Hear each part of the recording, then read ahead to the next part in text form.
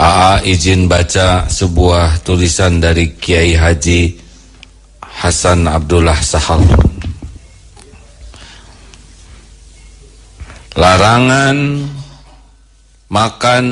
Larangan minum minuman keras.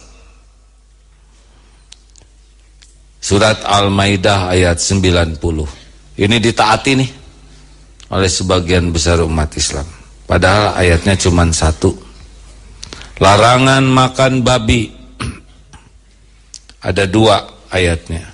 Surat Al-Baqarah 173 dan surat Al-Maidah ayat 3. Dua ayat dipatuhi oleh umat Islam. Hampir tuh yang kurang sholat juga tetap saja nggak mau makan babi. Larangan memilih pemimpin kafir. 1, 2, 3, 4, 5, 6, 7. Ada 7 ayat. Surat ketiga Ali Imran ayat 28, surat keempat An-Nisa ayat 144, surat kelima Al-Maidah ayat 57, surat At-Taubah ayat ke-23, surat 58 Al-Mujadilah ayat 22, surat Ali Imran 149 sampai 150 dan surat kelima Al-Maidah ayat 51. 7 ayat menyatakan larangan memilih pemimpin yang tidak seakidah. Kiai Hasan Sahal berkata begini, beliau ini semoga Allah merahmati beliau. Seandainya ada 1000 orang menolak pemimpin kafir, hanya satu dari yang 1000 itu. Saya adalah satu dari yang 1000 itu.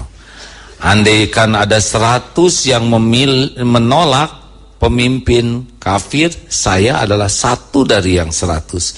Seandainya hanya ada 10 yang menolak, saya adalah satu. Dan seandainya hanya ada 1 orang yang menolak pemimpin kafir, maka saya pastikan bahawalah saya yang satu itu.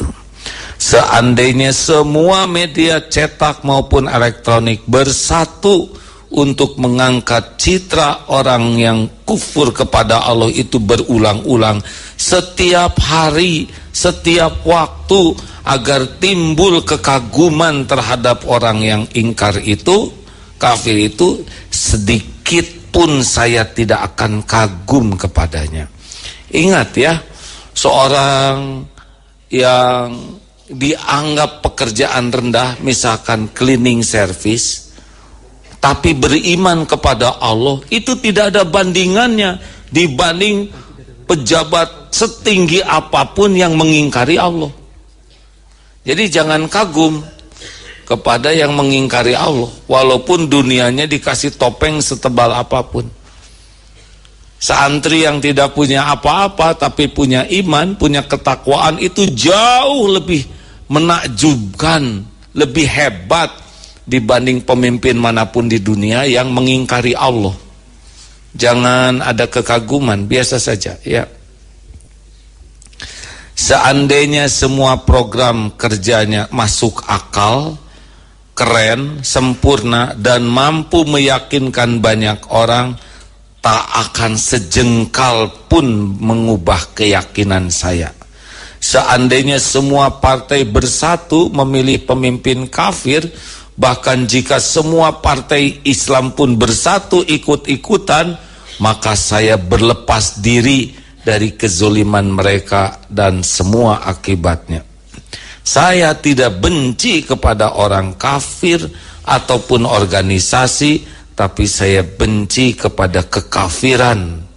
Jadi kekafirannya itu sudah sah ya kalau untuk dibenci, karena Allah juga membenci kekafiran, keingkarannya kepada Allah. Kafir itu yang mengingkari Allah, mengingkari kebenaran, mengingkari ketuhanan Allah dan pendukungnya. Saya tidak ingin berdebat dengan Anda karena pendapat ini, apalagi jika Anda Muslim.